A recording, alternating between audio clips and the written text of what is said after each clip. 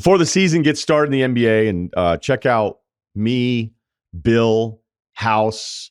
We did a massive over-unders NBA preview pod. I think it's in 3 parts. So we taped that one on Monday, and they've all the parts are out now. So I'll retweet those at Ryen Russillo on X. So let's bring in Ceruti. Let's have some fun with this. We're just going to want to throw around a bunch of questions here.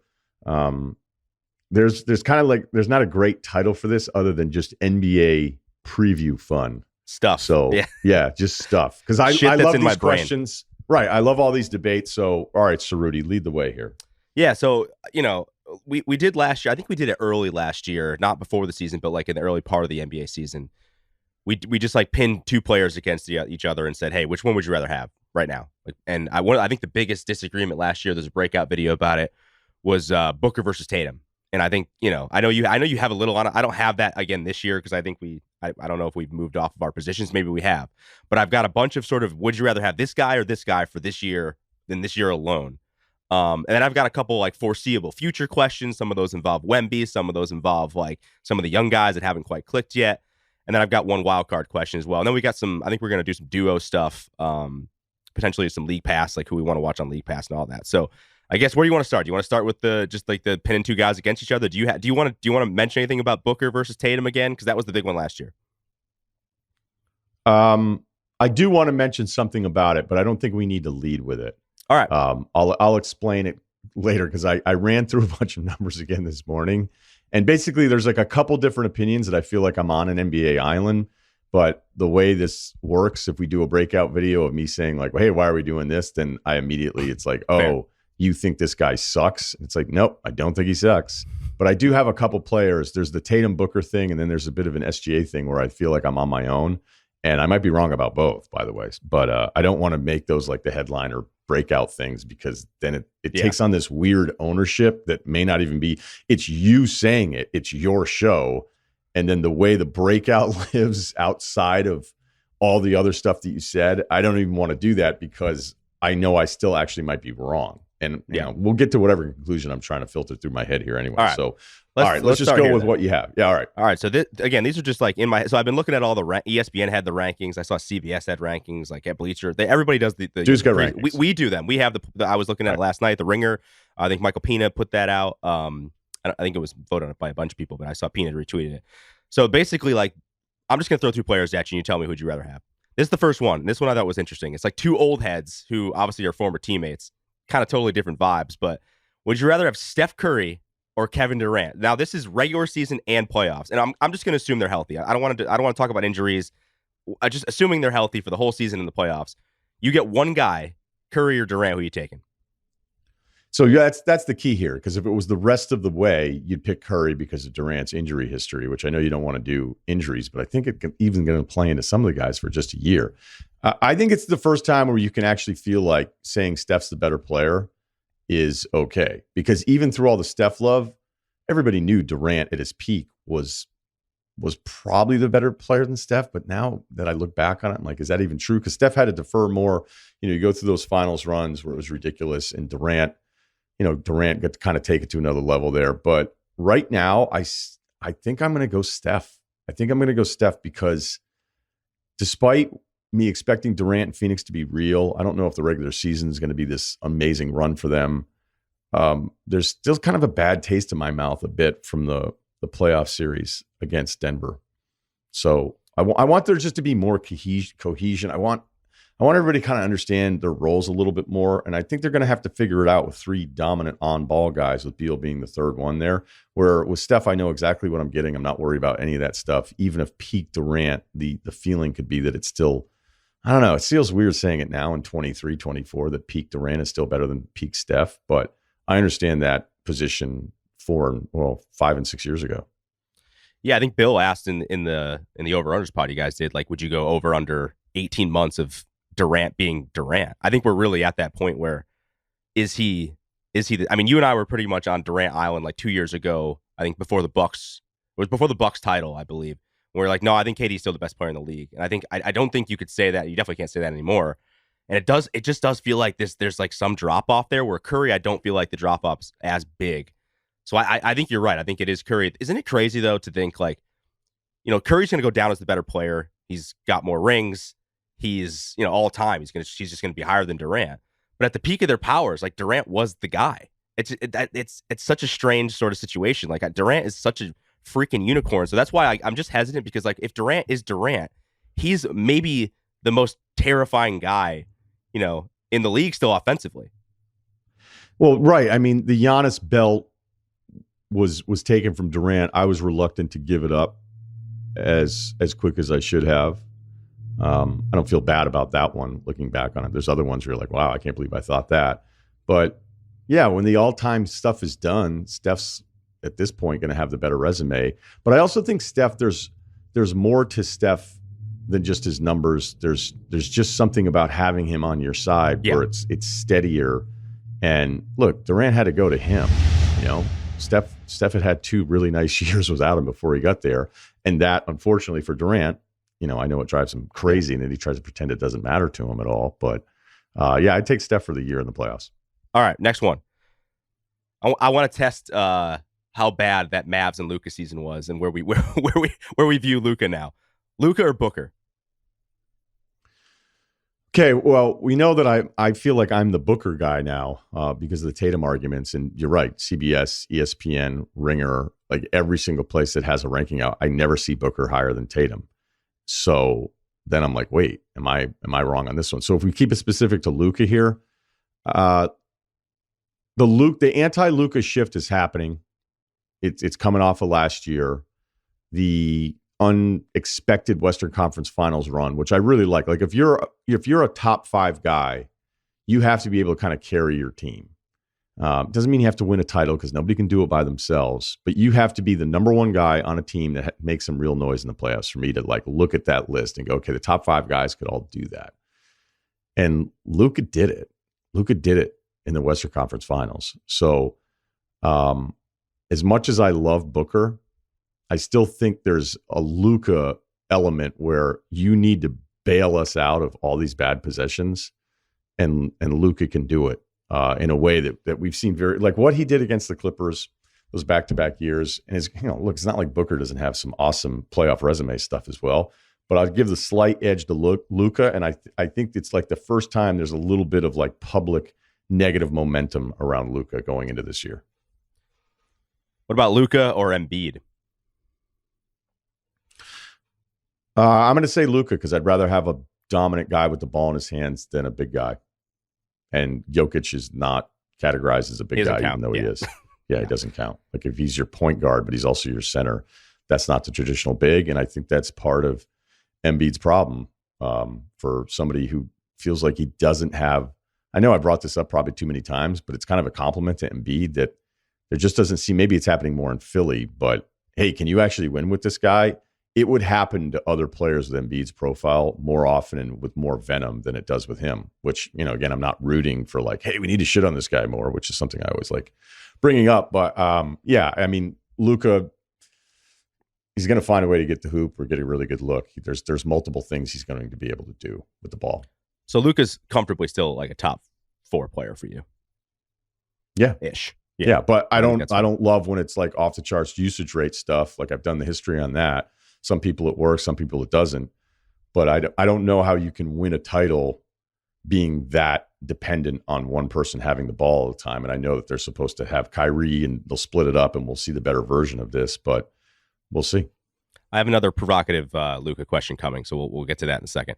All right, this one, I sort of wrote him off, I think, beginning of last year and was probably wrong. What about AD or Embiid? One season. I want to test the Embiid thing out, coming off the MVP, because it does still feel like, we talked about this, about how I don't know how you could possibly still, even though Embiid won the MVP, think that he's better than Jokic.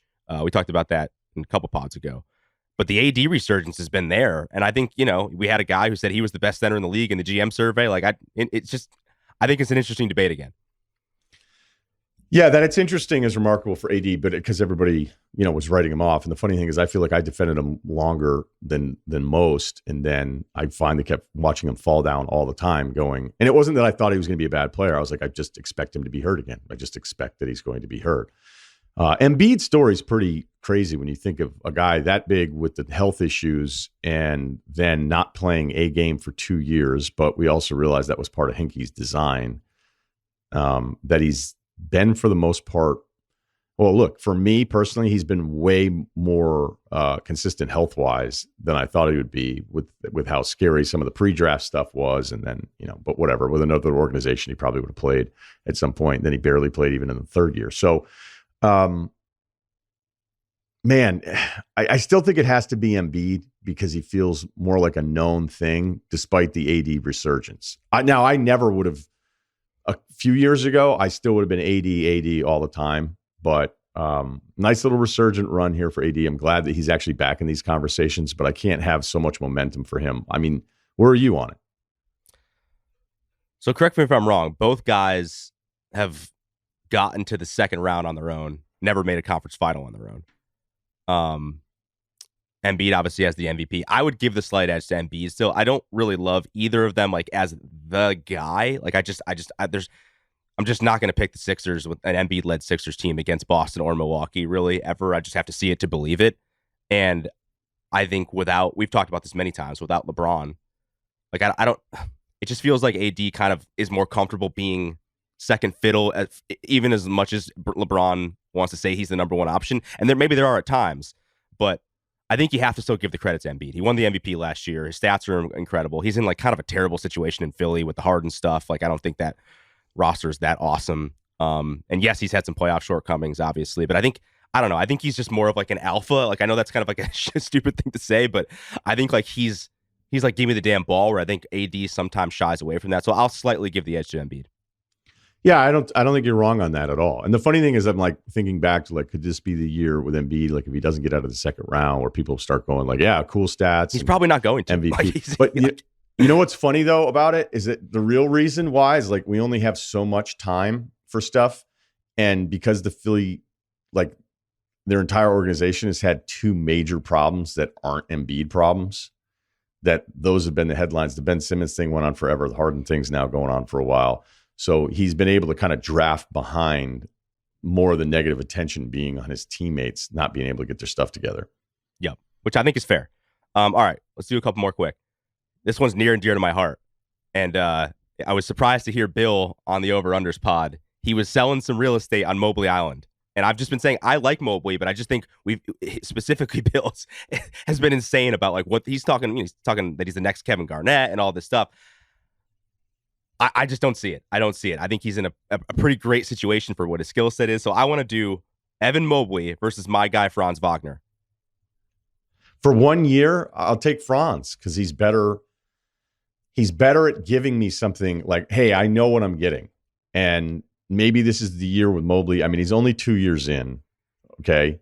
Maybe this is the year with Mobley where we see something offensively where you're like, okay, that's a real problem. Because right now it's all complimentary stuff. Like, yes, he has his moments. He had that one regular season game where I was like, okay, this is happening. And some of his instincts are incredible. Some of the passing stuff that he does, just the way he moves, his footwork, and then you throw in the defensive stuff. So if you're offering me Franz for Mobley and I'm Cleveland, I'm probably still saying no. But for one season and the playoffs right now, Franz is so much more of a finished offensive product. Yeah, and again, I can get called a homer, but I just think, if you're saying, I think one of those guys you can give the ball to in crunch time and feel pretty good about yourself. I think the other one is going to struggle to create offense for himself.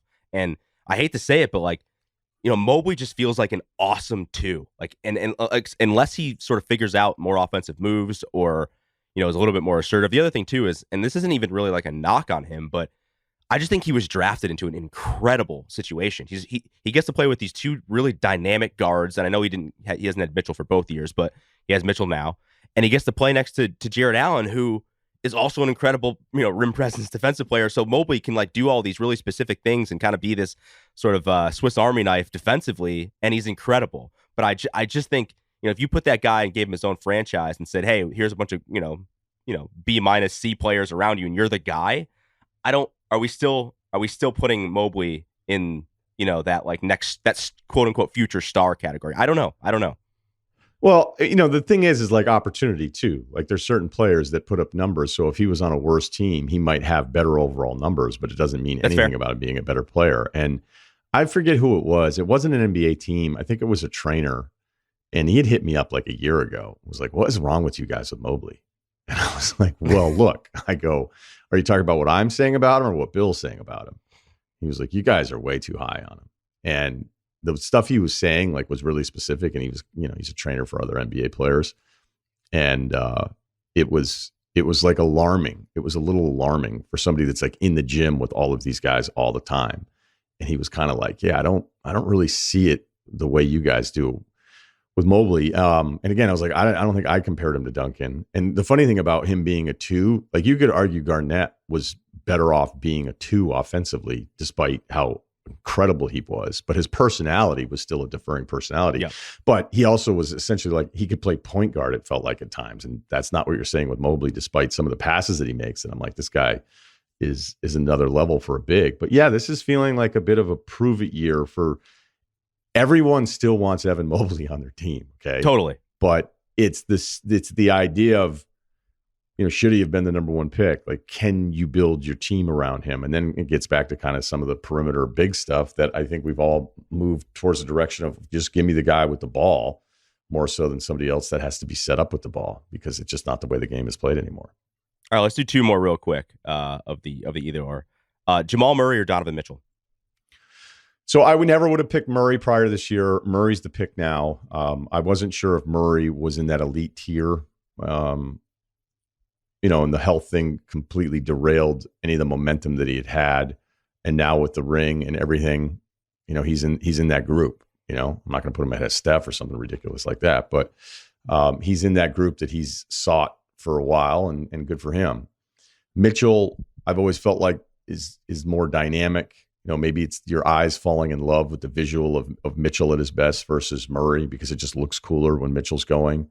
Mitchell has always had a little sliver of this concerning element to his game where it gets a little Westbrooky, where he's like, all right, I'm just going to force the issue here. I would ask this though. Like Murray can't ever have situations where he's forcing the issue and making ridiculous decisions, because one of the best decision makers we've ever seen is his teammate and the best player in the world. So Murray never has to really be in those situations because they're probably still going to get a really good possession because of what Jokic is. So if Murray were on a bad team completely by himself, like, yeah, he'd put up a ton of numbers.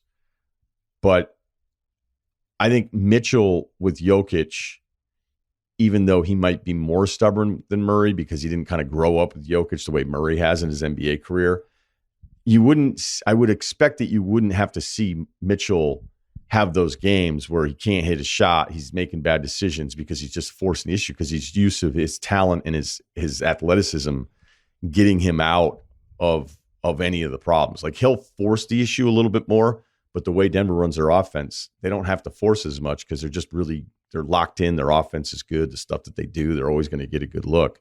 And Mitchell hasn't ever played with a guy like that. So I think if you put Mitchell in Denver, you'd see a more efficient, a better decision-making version of the one that kind of scares me at times, even though I really like him. I know he sucked coming off the playoffs and the whole deal there. So I'll say Murray with that excuse.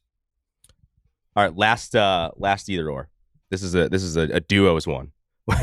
Would you rather have this season, Luka and Kyrie or Embiid and Harden? Oh my God. Probably Harden and Embiid, because Harden needs to get paid and Kyrie got paid. I think I'd go the other way, and I hate it, but I think I would go the other way. I would just want Luka. Yeah, that's fine. Like if I could just get one, like I'm basically just taking one guy. Give me Luka. I don't know. When you have to pay Kyrie because you're worried about him being like, hey, if we pay him what his market would actually pay him, which would be below what we're going to pay him, then it could be a real problem. It's like, okay, say that out loud again. Yep. Say what you just said. Say it out loud to yourself again, and then ask if you think this is a good idea.